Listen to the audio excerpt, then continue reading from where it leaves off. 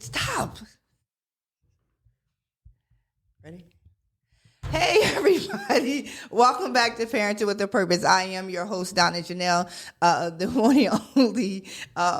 I'm laughing right now because, when you have live things going on, something's always happening. I'm very silly, right? So you're going to always catch me either as soon as I pop on, am I on? Is it on? What's going on? And I'm going to bust out laughing because I'm just that type of person. But anyway, I'm glad you guys are joining me back here at Parenting with a Purpose podcast, where we aim to bring back the responsibility, nobility, and beauty back into parenting. As you know, parents are the bows and our children are arrows, and they will land wherever we aim them. They may not land today. They might not land tomorrow. Listen, honestly, it might even take a couple of years, right, for them to land. But eventually they'll land, right? Because if we give them the tools, if we equip them, that eventually they'll end up going where the place where we aim them, right? Life be lifing out here. I keep telling y'all that, right? Amen. It's hard not life for parents. It is not easy out here, especially in these days. And I know people probably said that back in the days too, but I can't account for those in the back of the days. I can only account for right now. Life be life, man. It's a hard not life out here from parents. It's hard not like out here for children. So what we want to do is inspire, encourage you to live your best life as a parent. Be the best possible parent that you can be, right? Live your best you. And what it takes for us to create successful kids. What tools are we putting in our children? What tools are we grasping for ourselves so that we can parent properly, right? So, here we have engaging conversations. We talk about what they don't talk about, right? So I am not afraid to have any conversation. So tonight, the conversation is going to be on youth violence. Let's talk, right? We're going to talk about it because there's so many things that's going around about youth violence right now. And they're always talking about, where's the parents? What's going on with the parents? Why are these youth are out here, shooting, stabbing, fighting, whatever it is, what type of violence it is. Violence is violence, right? Where are the parents? They always talk about the parent. So, here at Parenting with a Purpose, my aim is always to figure out how we can best help the parents so that they can parent properly, right? And not just they, for me too. Y'all know I got some kids, right? I'm in a teen. Oh, Lord, everybody take a moment of silence. I got these teenagers, right? They two about to be 16 and one about to be 18. Not only are they eating me out of house and homes, but they starting with the little attitudes, y'all. So sometimes I'll be in prayer. I'll be in my prayer closet. I'm telling y'all, it is a hard not life out here for me. I'm struggling, okay? I'm struggling because one minute I want to just turn around and say, who you talking to? And the next minute, listen here, we just need to calm down. I'm going to admit, 2 days ago, I flipped out. I went off, y'all. Guess what? And y'all hear it all the time. They ain't clean. They wasn't clean after the stuff. I done cleaned the refrigerator out, and I bleached the refrigerator out, and I bleached the kitchen. I done went grocery shopping. And let me tell you, within an hour, it was 6 bananas going. I was livid. I was like, the disrespect, right? Because they don't understand how much food costs these days, right?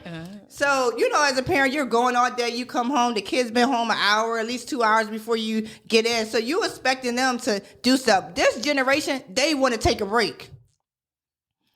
I don't remember. Listen, by the time my parents got home, the chores had to be done. Point blank, period. This generation, I got to take a break. I told the one that tested my inner gangster, you had a break on the bus ride, okay?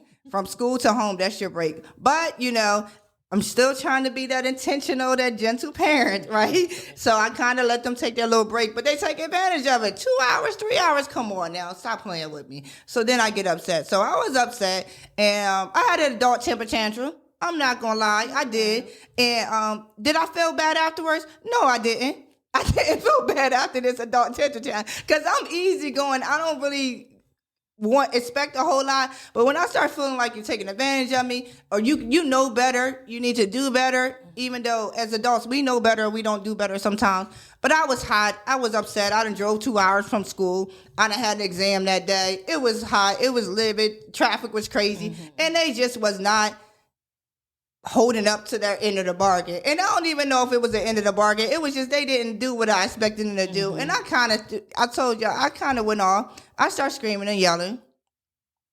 I think I threw a couple things around the house. Like, I think I was in the kitchen and the counter. Don't laugh at me. Matter of fact, I'm not going to lie. I know I did. I threw pots on the floor because, pots make a lot of noise. I did that just to scare them. And then I went upstairs. But I ended up hurting my own self, hurt my thumb and all that. So needless to say, Listen, I get it. I know what y'all dealing with, okay? I'm still dealing with it. All right. That's enough about me. Tonight, our guest is Lashira Council, right? Yes. Welcome to the show. Thank you for having me. And what we're going to be talking about, like I said, we're going to be talking about youth violence. Let's talk because, again, I don't think there's a whole lot of talk around like preventative, the outcomes of what's happening. Like, I think sometimes we see something happen and we talk about it for 5 or 10 minutes. And then we don't talk about it anymore. Right. Until the next thing happens. Until the next thing happens, which is not too far along down the street, right? Right. To the next thing happen. So I want to get into a conversation of, one, preventive, two, the outcomes when this does happen, because even we can't prevent everything, right. But then what happens when something violent happens to our neighborhood, our communities, our families? What are our next steps? What are we supposed to do so that maybe we can prevent it for the next time, or even support families in that? Absolutely. So give us a little. Tell us who you are. I already said your name. All Lashira. right. My name is Lashira Council. I am from Chester. Woo woo. And I'm also a graduate of the first HBCU, Cheney University. Woo woo. Black History Month. Cheney in the house. That's right. We still love you, Lincoln. And I'm also a program director for Chester Community Coalition here in Chester, Pennsylvania. And what we do is provide supportive services for individuals and families who have been impacted by gun violence. So that could mean you've witnessed the shooting, you've been shot yourself, or you've lost a family member to gun violence. We have a plethora of programs to include our hospital violence intervention program. And we have that program through a partnership with Crozier.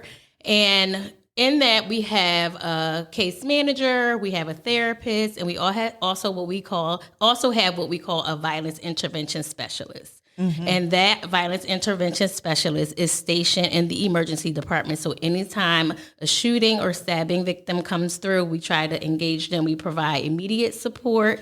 No matter do you need us to call somebody? Is there anything that you need? Do you need a cell phone charger? We know that events like that can result in trauma. Is there anything you need at this time? And then with the goal to connect them to services and maintain communication engagement post-discharge. Right. Okay. We also do our mental health, training to community members and other community organizations. As well as our teen mental health that we do within the school system and youth serving organizations. Oh, wow. We go into the schools and provide trainings to the teachers and administration and the staff there as well, because we know that there is a such thing as compassion fatigue. Right. There is a such thing as burnout and vicarious traumatization, right? So sometimes just hearing about what just happened in your community, even if I don't live there, can cause a level of trauma for those who are hearing about it as well. So we offer that training. We do have our annual Peace Walk coming up in June, and it's during Gun Violence Prevention Week. So our Peace Walk is scheduled to take place on Saturday, June 8th. Okay. And that walk typically happens from 7th and Curlin, and then we walk all the way down to Memorial Park. And then once we get to the park, we have activities planned, and there's tables, and there's a lot of, information that we share around, how to get support and what you can do to be a part of the gun violence prevention. Wow, you said a lot there. There's a lot you do. And I think the first thing that just hit me when you said that the victim, like anything around lottie-dottie everybody. Right. No, seriously. So it's hard when I say we provide supportive services for individuals who have been impacted by gun violence. And then this is like, well, you might as well just serve everybody. Right. Because we've all been impacted in some way by gun violence. So yeah, I think, man, that's something, because when you think about it, a lot of times though, services are maybe just for the victim, like, and I don't even feel like, at times, even the person, the perpetrator, whatever, family, they're impacted as well. Absolutely.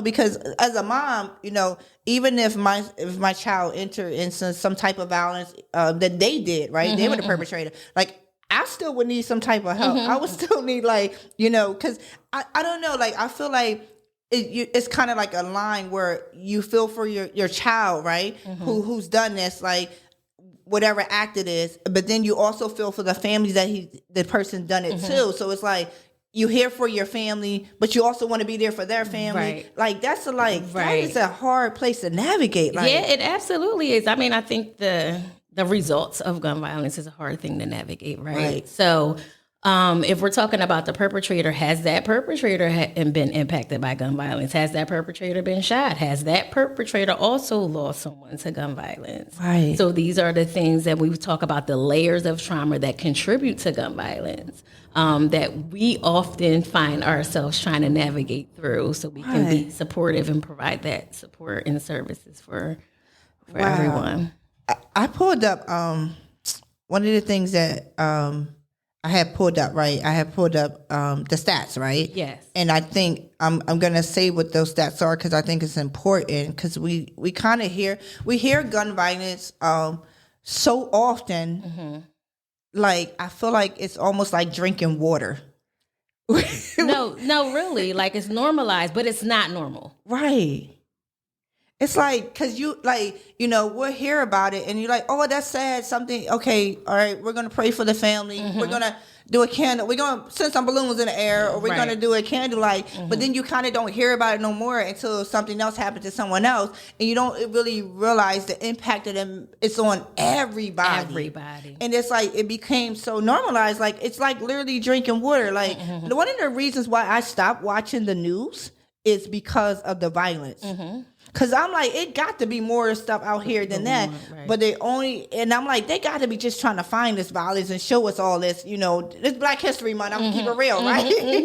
I'm like, they got to be trying to say this is what Black people do with all this violence, right? And I thought a lot of it was made up because I'm like, they just going into the worst of the worst neighborhood to really try to figure this out, but not realizing gun violence affects so many people, and that they're reporting it because it's happening. Absolutely. And I think that even with the work that we do, what I've learned since joining the team is that there's so many events that you don't hear about. Right. So when I say we support individuals who come through the hospital being shot, some people come in, go right back out, right? They're treated and released. That's not making a paper. Right. Channel so it's even more than what we see. Absolutely. Wow. So here it says, I'm going to read this, right? It says, did you know that worldwide over 176,000 homicides occur among young people aged 15 to 29 each year? Yeah, that's real. Those numbers are staggering. They're staggering. But I don't want to be hopeless, right? Because I wouldn't be doing this if I didn't think that there was hope and there was an opportunity to, of course, my goal would be to put me out of a job. Right. Put us out of a job because there's no more gun violence. Get me somewhere else. Don't just have me out here with no job. But put me out of a job. But that is the reality. And I think that we see it. Yeah, we see it. And I think we kind of ignore it a little bit. But what we don't do is talk about it. Right. So we definitely need to start talking about it. Right. So if you had I was going to say if you had the perfect opportunity to talk about it, but we're here. Okay. So let's think about it. All right. So you said earlier there are so many layers to this. Yes. Can we get into the layers? Like talk about, because when somebody hears gun violence, like they don't immediately start thinking about the different layers involved in gun violence. Again, we're so like victim based, right? Right. Or why we don't even ask why this person do it or why did they do it. We don't go back into history of the life, not giving an excuse, but reality is that things, you just don't wake up in the morning and become violent. That's just not how we've been created to be, right? So let's talk about the layers. Right. So you said, why did you do it? Or what happened to you? Like what happened? Because, I think that there's many reasons why, individuals, youth, and adults engage in violent behavior, right? We talk about the normalization of it. We can talk about the trauma. We have to talk about the trauma that's connected to it. Whether that's grief of losing someone to gun violence or just loss, period, right? How do I manage and cope with that? And there's a lot of built up anger that can come from, things that happened to us when we were younger or growing up, or any traumatic experiences that can lead to gun violence. We can, if we're talking about a community, right? Like this is for some of our community members, it's like we in survival mode. Right. I think I was on a podcast. I was on a podcast with JP, and we talked about them young community members who are out here who just ready to die. Right. So I want to be able to transform that to being ready to live, right? Like we want to live where they just out here like whatever happens, happens. That is so scary when for anybody who say I'm ready to die, right? But for young people who haven't even lived yet, right? I'm ready to die. Like, where does that I guess that mindset comes from? Trauma, life experiences. I mean, but they haven't lived that long. But there's so many people that deal with so many things as children, and they carry into young adulthood, into adulthood that are not addressed. Like on the podcast, I've had people in here, and one of the things that we were talking about was healing our broken pieces so that we don't bleed on our children. That part. That is the part. Because then what happens when we bleed on our children, right? It is our job. I have a 9-year-old, right? So it is my job and her father's job to teach her how to cope with certain situations, or how to express her emotions. If you sad, go ahead and cry. If I'm sad, I'm going to cry. Right. I just lost one of the closest people to me in my life. One of the closest people to me. And I had a conversation with my daughter about it. Like, I'm sad. I'm going to miss her. You might see me crying. Right. And if you want to cry, you can cry too, because it is sad and we are going to miss her. But just having that dialogue with her, and I'm not going in my room, closing the door and then crying because I'm trying to hide from her and not show her how to cope with grief or sadness. That part right there. I think, we talk a lot about emotions, right? And growing up, a lot of times you weren't really able to express your emotions, or people really didn't talk about emotions. Kids would be seen, not heard, and adults never really kind of showed their emotions. The only kind of emotions you kind of really seen in adults, honestly, was a lot of anger, or a lot of violence and frustration, right? But not all the different, like there's so many emotions, right? And I think sometimes we do a disservice to people by telling people, stop showing your emotions. You're too emotional. Stop crying. Telling our boys, stop crying, and it's like, well, emotions can be good or bad. It depends on what you do with them, but we're supposed to be able to, that's one of our, guys, give it to us. Happiness is an emotion, right? Joy is an emotion. So if we start telling people stop showing emotion, it's like you want them to cut everything. You don't want them to be happy then. Like, it's not, you're saying that don't allow your emotions to overtake you, right? Where it takes you into an area where you begin to do self-harm or harm someone else, right? That, if we're talking about those emotions, fine. But when we're talking about emotions that God has given us, like, can we use these emotions, people? He gave us these tears too, right? So God gave us tears. So if we're not crying, where are they going? So where do they go though? Like, where do we where do we manage what we're feeling? And I think when you mention even happiness, I think even riding through the city or even engaging with some of our young people, it's like, are you happy? Do you know what it is to experience genuine happiness? And I don't want to say they don't. I'm not the judge of that. But just to be able to engage and have a conversation about emotions or violence or anything, but it's up to us to create the space. Parents. Yes. Communication. I think sometimes from what I see a lot when we talk to some of the youth or even adults who engage in violence, it all seems like it's stringed back to childhood, right? How they weren't able to show emotions or how they may have been abused or all they seen was violence. This is how you handle something, right? So then that transgenerational, right? And it just keeps going on and on until, but I also think not to have it as an excuse, but childhood trauma is a thing. But I also believe that we aren't we can't choose how we were raised, right? But we can, or we choose how we can raise ourselves as adults, though, right? So even though we may be trauma afflicted, right? At the same time, I just believe there's something innate feeling about something's not right. So then it's like, where are the resources for me to reach out for help? Like, I know something not right. I know I don't really want to be aggressive like this, or I know I don't want to. I didn't like how I was treated, but it seems like I'm doing the same thing. So who do I talk to? Who do I reach out for help? Because a lot of times people don't reach out for help because of fear, right? Right. You know, especially particularly African Americans. Oh, absolutely. But when we talk about a stigma too, what does it mean for us to go to therapy? What does that usually indicate? Something wrong with me. Boy, you're crazy. Girl, you're crazy. Something is wrong with me. But that's the total opposite. I recognize that there's a need for me to get some additional emotional support, or not even that, to prevent me from needing to, more support. But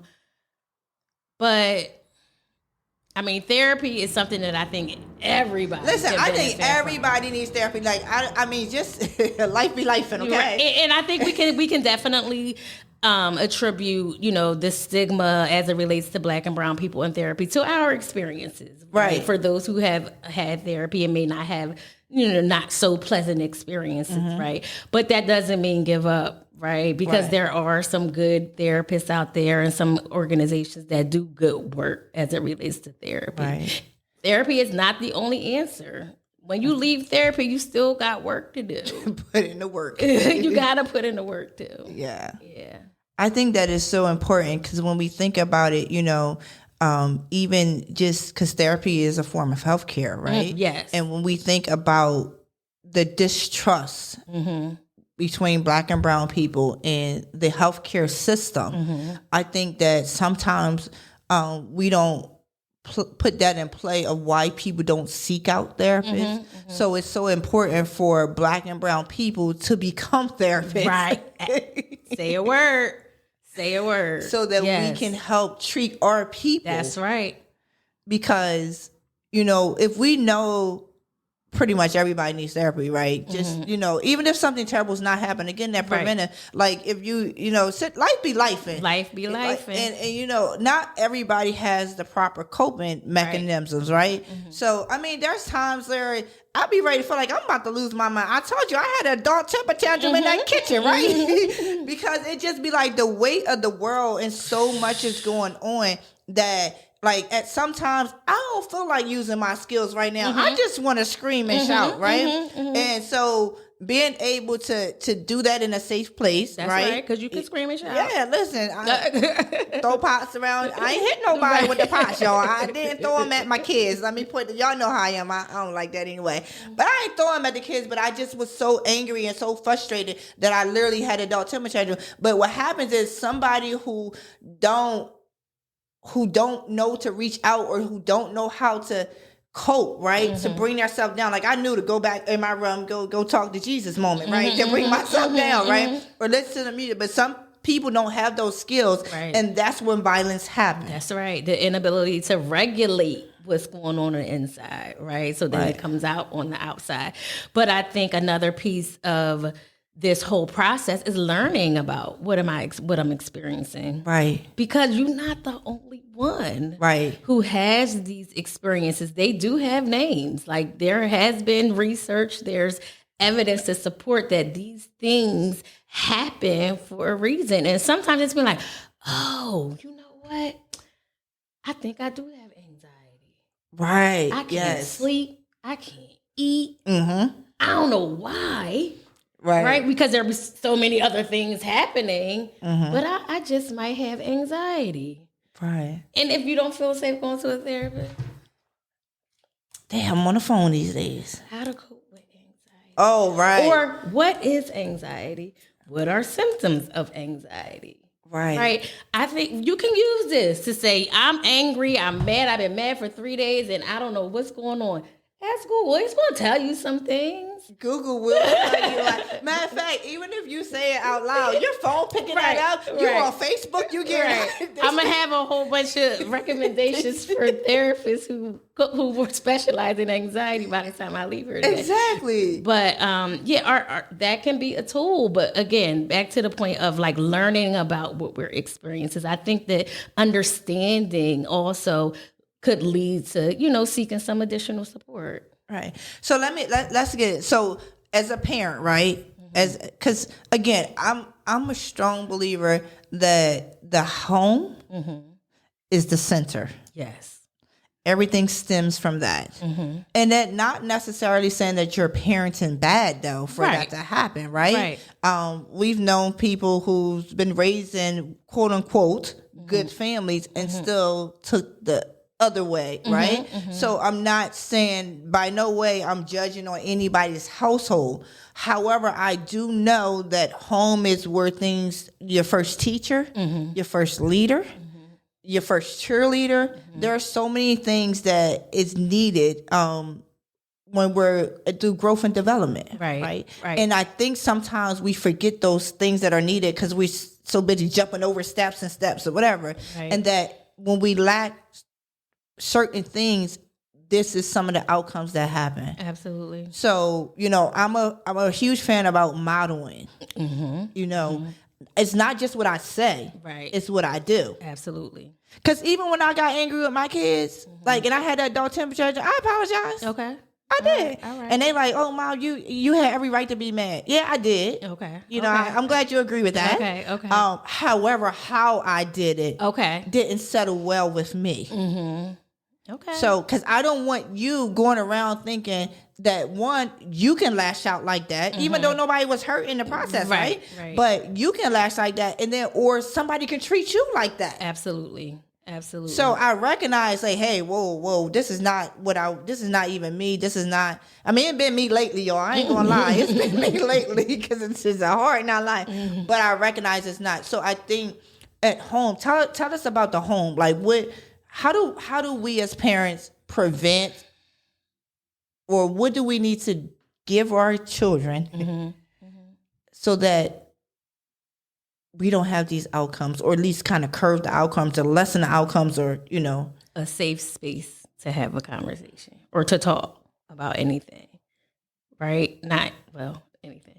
Anything goes in this household. I'm gonna pull up a chair. No, but seriously, a sense of safety, or a space where they can really express what say what they're thinking and feeling, right? And not in a way that is disrespectful, but in a way that is honest. Right. There you go. Honest. Right. So I asked my daughter the other day, because I knew I was coming over here, and I was like, I ain't never ever asked her what she would do if she went to somebody's house and she saw a gun.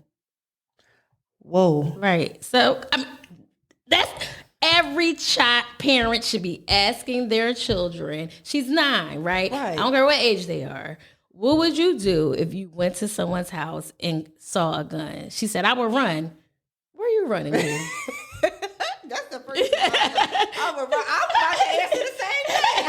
I'm running. So wait. And then I was like, and then what? I'm going to hide. And then what? Right? Never once saying that she would tell somebody.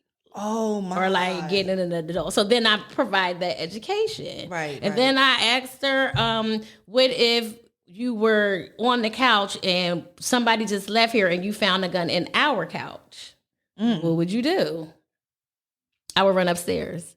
And then what? So I know you want to avoid the gun. I get that part. Yeah. I get that I'm getting out of here. You're fearful of guns. But the part that I wanted her to connect it with is let somebody know what's going on. Right. So if I go to her today and ask her, my hope is that she would tell me that I'm going to run and tell. Yeah, I'm going to run and tell an adult. So just, again, creating that space that we can talk about almost anything, right? Right.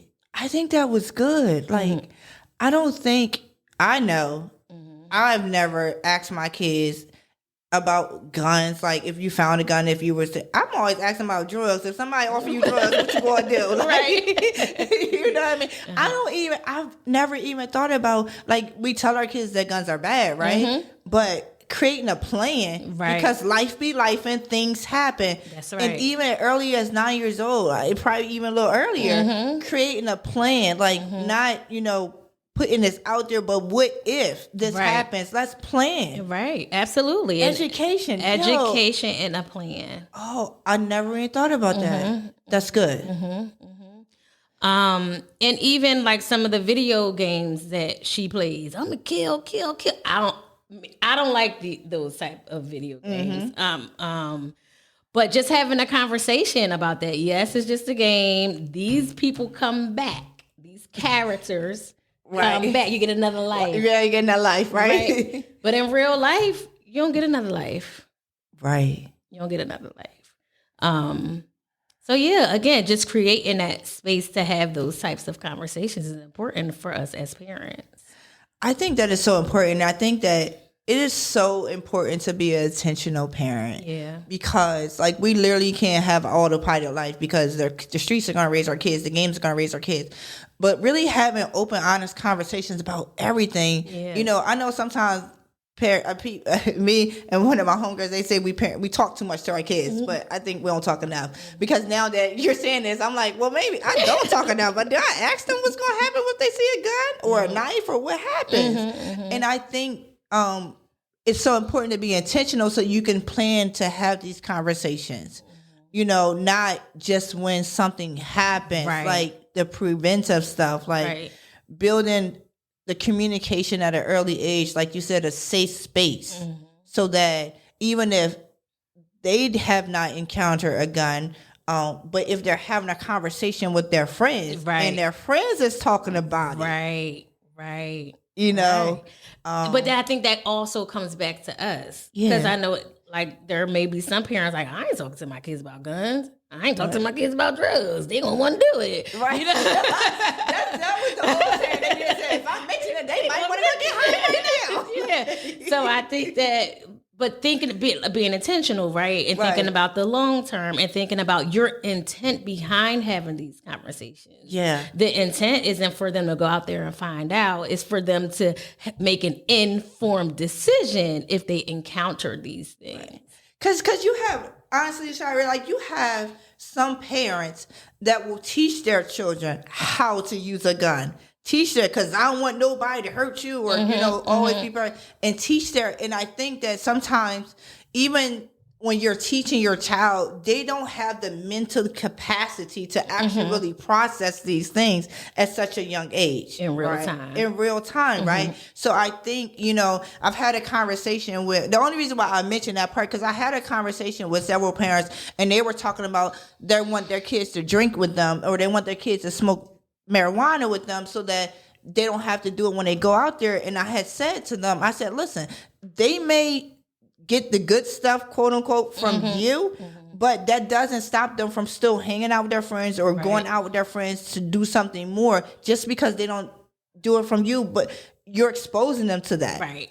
And I think the same way with guns, it's like if we expose our kids to that, if we showing them, if we're teaching them how to use it, even though their mind, understanding the growth and development, right? That their mind is not even able to process that, really. Yeah, and I'm like on the fence because I think that gun safety is important. Right. But there are some parents who don't want their kids to be scared of guns. I'm okay with my child being scared of guns, but I have a sense of understanding as to why. But for me, and this is just coming from Lashira, I don't know. I think you also have to know your kid. You gotta know your kid. You do have to teach them some level of safety, not training. I'm not training my 9-year-old how to use a gun, but I would be open to safety if she ran into a gun. Okay, so that's different, right? Yeah. Safety if you ran into a gun. Yeah. I think my concern about parents teaching their children of how to use a gun it scares me, to be honest.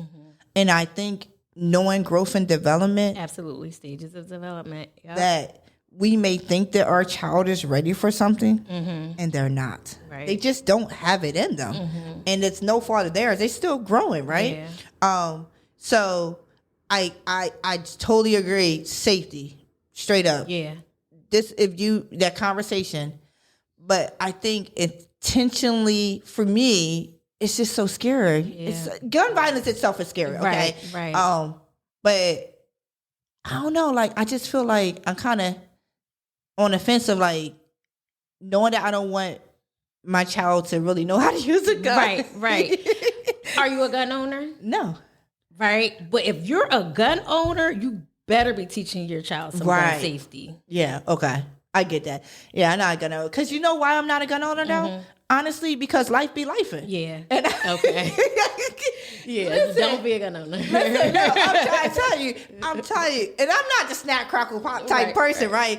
But like, honestly, like, because there are so many bad situations in life, right? I'm going to give an example. Back in July 2023, right? I was raped, right? And I thought about it. If I had a gun, I think I would have killed him. Right? She said, that's fair. But you know what I mean? Because I'm thinking, and I kind of thank God I didn't have a gun. Even though it was terrible, it was bad, that's not who I am to hurt somebody. Like, I feel like if I actually would have killed, I probably would have been living with that pain the rest of my life with killing somebody, right? Because I'm such a person that forgives. So, you know, immediately, you know, when I told a couple people, they was like, yo, if you had a gun, you could have killed them. And in my heart, in my mind, was like, but that's not even me. Like, I don't even in the worst situations, I wouldn't want somebody to die. Right. Okay. You know, even though that happened. And I always said, if something like that happened, yo, I'm going to kill this joker. You know what I mean? Like, in your mind. But when I think about it, me as a person, I don't know what I would have did that day if I had a gun. If I had a gun, would I actually use it because of my heart? Even though in a situation I love forgiveness, and would I actually use it, or would I pull it out, don't use it, and then he uses it on me? Okay. All right. Right. Yeah. So that's why I'm not a gun owner. Because I don't know, not that I ain't got no heart. Now, I got a heart. I'm from Chester, PA. I got some heart.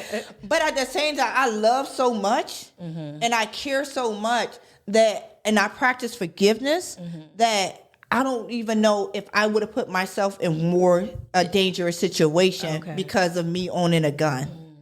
Or I don't know if I would have snapped out and click. Right. You know what I mean? Right. Well, it ain't click, it's pop, right? Right. Pow, pow. Pow. So that's why I don't own a gun. And that's just a personal preference because I don't know what I would do. Okay. Even with the amount of teaching and all that, I don't know. You don't know until you're in the situation. Absolutely. So I just, to avoid that, and I don't really want to hurt people. That's why I don't own a gun. And then I know that there's people like you now. I mean, afterwards, though, honestly, I thought about maybe I should own a gun. But then I thought about who I am as a person that just wouldn't. And not saying that owning guns are bad or whatever, because you got to protect yourself and everything. But you just got to know you. Right. Absolutely. I don't want to put myself in more danger, like a worse situation, because I was like, nah, never mind. You okay? Just go ahead and leave my house. You know what I mean? Okay. So yeah. So I do definitely think that education is important. And you got to kind of know yourself, like you know. Yeah. Because I think one of the other things, though, what we see a lot in gun violence is that people who are not stable, mentally stable, having access to guns and using them, and we're just like, well, they didn't even have the right mind to even have a gun. Right. So that's on the legislation side that we also do some advocacy work at Chester Community Coalition, just around some of the gun laws that are out there when we talk about universal background checks to, check on people's mental stability. When we talk about untreated mental health, in addition to trauma, I think that there is a recipe for gun violence as well. Right. When we talk about inability to regulate our emotions, it's a recipe if I have a gun, right? Right. So when we talk about our young people and inability to regulate emotions, social media be having our young people in an uproar. Some of our adults So I was going to social say, young media people have. It's so many social media beefs that end out in the streets. Yeah. It's unreal. I would be interested to know how many gun-related violent incidents started on social media. Wow.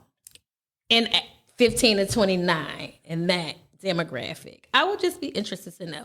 Now, I know it's not 100%, but I'm sure that there's a large percentage that started or were perpetuated with a social media beef. Whether it's because I'm embarrassed, whether my homies or homegirls, like, you better do something about it. Right, the peer pressure. The disrespect after a young person has lost another close friend. The death of that disrespecting the death of that person leads to additional gun violence. Yo, I didn't even think about that. Those are some of the layers, right? Man. Which is like more traumatic. I mean, we've at funerals. Right. Like, there has been an uptick of gun-related violent incidents at a funeral for somebody who lost their life to guns. Right. So then now we at the funeral. Yeah. And we all about to lose our life here to guns. Right. Like, wow, wow, that's something. I remember growing up, seeing a lot of violence, different projects against other projects. You couldn't walk over here, or you couldn't, I remember I've seen a lot of violence. I have violence in my family. I've seen my family has been hit multiple times for violence. And I used to, growing up, you see it all or whatever, and it literally almost was normal, right? But then once I grew up and and graduated and kind of got out and seen something different, this ain't normal. Right. This ain't normal. Right. But our young people in the city, most of them see this as normal. You know what I saw? I saw it was a rapper. He was on, I don't remember the name of the rapper, but he had a conversation, and he was saying that, matter of fact, the gentleman that was on my show last week, we were talking about this as well. He was talking about even all the gangster rap or whatever, the people who are watching them, the young people who are watching them, not even understanding they're not even real guns that they're using, right? That even, who was it? It was somebody said that they were rapping a lie. It was one of the rappers who said that all the stuff that he was rapping in his lyrics was literally just him rapping in lyrics. He wasn't living entertainment. He wasn't living that life. And I think that if we express and educate more of the fact that that's entertainment, just when you watch a movie, you watching Mission Impossible, you think that they this is a daily thing. Right. You just jumping off of buildings every day. You just jumping up, getting blown up. You know what I mean? But they rapping somebody's life. Right. So that is the life for some of the people who were doing it before they heard the music. Yeah. And for some of our young people, it's a lifestyle, whether they doing it or not. Right. And then music supports it. Right. So how you telling me that's not normal? And they rapping about it. Right. They got it. It's real. It's real life. It's real life. All right. So we're going back to the layers and home and how to prevent it. Okay. So create a safe space. Create a safe space to talk about it. Develop a plan. Yeah, I got that now. I'm going home and have a conversation. And make sure that it's age appropriate, depending on the age of the child. So if we're talking to a 5-year-old, you can still, name the gun a gun, but you don't want to give them too much information that they won't understand it. Right. But if you're talking to a high schooler, you want to have a real transparent conversation about it. So you want to make sure that the conversation that you're having is age appropriate. You want to normalize feelings that come up after a gun violence event in the community. Right. You scared to go outside? It ain't just going out there and play. It ain't you all right. No. Mom, we gotta talk about this. I don't feel safe, right? But again, creating an opportunity to also ensure young people that adults are responsible for their safety, right? We are responsible for their safety. And I think being transparent about the fact that we can't guarantee that it won't happen again. Right. So you can't lie to them this is never going to happen again. Right. That's true. We say some stuff, don't we? Yeah. But I think we try to say it so to one, kind of get our kids to do what we want them to do. Right. And then two, not even to actually have to have the conversation again. Like, you're going to be okay. It's never going to happen again. And then a week later, it happened again. Right. Well, mom lied and said this was never happening again. So really being honest. Yeah, because that impacts the trust. Right. And then being honest about how it makes you feel. Right. If you scared, you could say that. Right. In certain streets, yes, I'm from the city, but sometimes after a certain time, I got tinted windows. I'm like, I probably just go down 9 today. I don't think I want to. Yeah, I need to get some lights out here.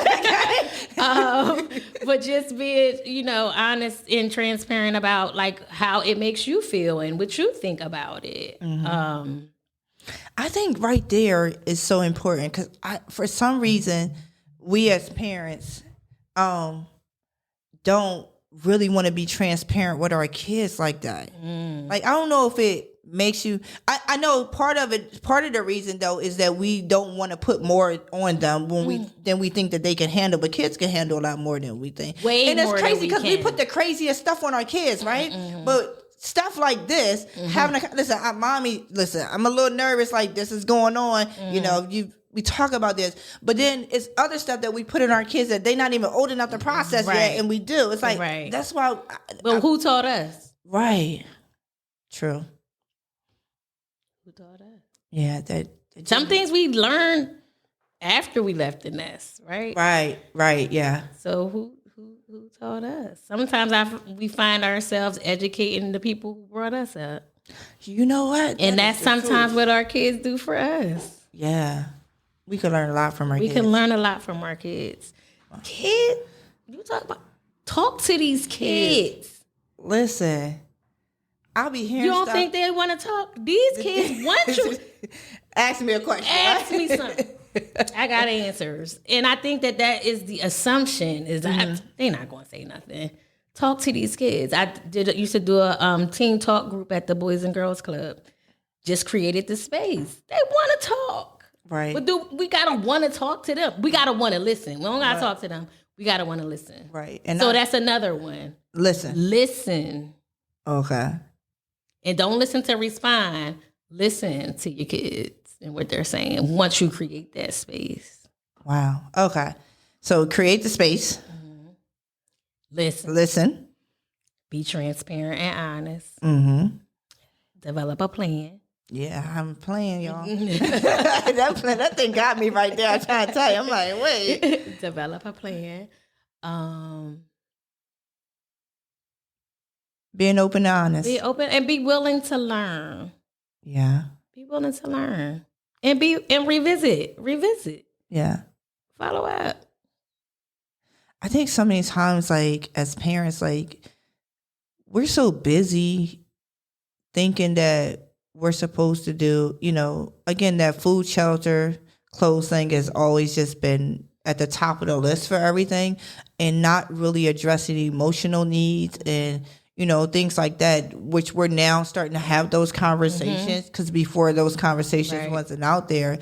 And, that whole, I put a roof over your head and clothes over your back and food in your mouth.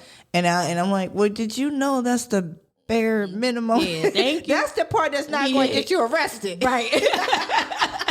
You won't go to jail because of that. Right? Like, but let's not talk about the other stuff. And I think that as parents, we really got to take the time. Like, as you're sitting here talking, I'm thinking like we really have to take the time out and really pour into our children that time. Like, it's not all about making sure, you better clothe your kids and you better but it's not about buying a $200 pair of sneakers. It's not about making sure that they look this way on Easter or this, that, and the other. It is really about pouring into our kids and providing a safe space, providing a place where they can actually teach them how to have great communication skills and develop coping mechanisms within the household. Kind of make that a standard of living that we can curve some of this stuff. And don't be so closed off to the option of seeking some support.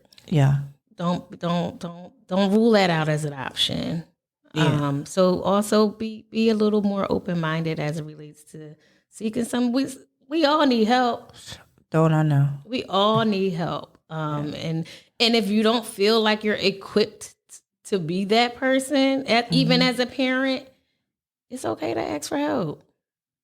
That part. Let's repeat that again. If you don't feel like you're equipped as a parent to do those things we mentioned as it relates to gun violence, don't be afraid to ask for help. Yes. Help is there. Help is there. People really want to see you, me, all of us as parents be successful in our parenting. Yeah. We want, because I really don't believe that anybody wakes up and feel like I want to be the worst parent, or I don't want to support my kid, or I don't want to, do all that. Like, we want our kids to be successful, whatever successful means in that family household, but we got to do better so that it makes the city a better place. Yeah. Because I think if every household do that, right, then we become, because, we could be, one of the things that we're doing right now, the topic that we're talking about in church this year right now, right, and within all of it is really being togetherness, right? Okay. And being unified. Because when you think about it, like, we can all be together in a space, but we're not unified. Right. So it's the unification that where we lack at, that's where it's deficient at, and a lot of times it is because of the lack of love, or knowing what love is, or how to love, or how to treat people, how to value life, or mistrust. So if we can kind of figure out how to heal our broken pieces, right, then we can help our children, and then we can create a better community. I 1000% agree. We can be the hope dealers. I'm out here dealing hope, y'all. I'm here dealing hope. Yes. I mean, we're going to do anything. Let's deal some hope, right? For real. I think that is so important. And it's not that I don't want anybody to think that we're knocking the way that people are raising their children or parents or whatever. It's just we want to help elevate. Right. And it's like at this point, the rate of the way that life is going within our in the cities, within our communities, within the state, within the world, we got to pull up. We can't wait till the government govern us, right? No, for real. We can't wait till, I mean, they need to be held accountable because they're getting our money. But at the same time, though, I'm responsible for mine. I'm responsible for my neighbors. I'm responsible for my neighbors' neighbors, right? Because it takes a village to raise children. And parents need a village too. That's right. Absolutely. Absolutely. I 1000% agree. So my hope is that with this conversation tonight, that it opened up something that people feel safe. Listen, if you don't know how to have proper coping skills, or you don't even know how to respond, you don't even know, like, sometimes you're just stuck. Like, I'm just stuck. I don't know. I'm in freeze You know how many mode. times my 9-year-old said something to me and I was like, oh, what am I supposed to say to this girl about this? I'll get back to you on that. But I'll be back. But then I'll go have a conversation with one of my friends, right? Who provides support around how I can navigate through this, through whatever she wants to know about that I didn't feel equipped. Like, I'm quick to tell my kids, let's table that. Let's come back around to it. So, all right. So, Lashira, so tell us again the services that you provide and how to get in contact with somebody, like how to. Okay. All right. So again, we provide supportive services for individuals who have been directly impacted by gun violence. That includes free of charge, not even through your insurance company, because we are a nonprofit grant funded organization. Therapy, individual therapy, family therapy sessions. And we also do community trainings around mental health and trauma. And the way that you can make contact with us is through our website at www.chestercommunitycoalition, all one word, .org. Now, if somebody is not from the city of Chester, right, and they or from like a different state or, things like that. How do can they reach out to you? And then we could connect them to someone in their area. Yes, we are definitely a resource. We're never going to say, you got the wrong number, we can't do nothing for you. We have a case manager who is great at, connecting to people to other organizations that can better fit what their needs are. Good. So if you need somewhere to start, reach out to Lashira. She just gave you the website. She just gave you the name of the coalition so that you can reach out. Even if you're not from here, some way, somehow, you're going to get some help. Okay. So you just take the step to reach out. Have them conversations with our children, right? Have them conversations with ourselves. With your friends. Yeah, with your friends. Like, talk about it. Yeah. Let's talk about it. Because nothing can get done if nobody talks. That's right. So let's talk about it. Reach out to somebody, just so that you can have an open conversation and, talk to our kids. Like, again, invest that time in our kids. The time that we can spend with our kids is their most valuable time, and just having those courageous conversation. That's right. Because this is a courageous conversation, and I'm trying to think how I'm going to have this conversation now about if you saw the gun, what would you do? But just having those courageous conversations with our kids and our family members, and again, it takes a village to raise children. It takes a village to raise parents need a village too. So everybody needs everybody. I need you to survive. Point blank period. Right. We really need everybody. Okay. So as we go forth from this year, like, really, let's just unify. Let's just figure this stuff out together so that we can make, this world a better place. And it starts at home. Thank you for coming on. You really did. I know you helped a lot of people, because you certainly just helped me just thinking about it. And I've been parenting for 25 years. So, God bless you. yeah, it's a hard not life, y'all. I ain't playing. And with the younger group that I have now, the 3 youngest ones, more conversations I need to have, more open conversations, and being able to listen, as they speak, not to respond. Yeah. All right. So hopefully next week, y'all, I ain't got to talk about no throwing no pots and pans and getting upset, y'all, because I'm gonna have some nice leveled out conversations. Join me at Parenting with a Purpose. I am your host, Donna Janelle. We are here weekly at 7 p.m. You can find us on any social media platform. I am Parenting with a Purpose, or you can find us on anywhere podcasts are listed. Thank you again for joining us tonight. Thank you again, Lashira. Thank you.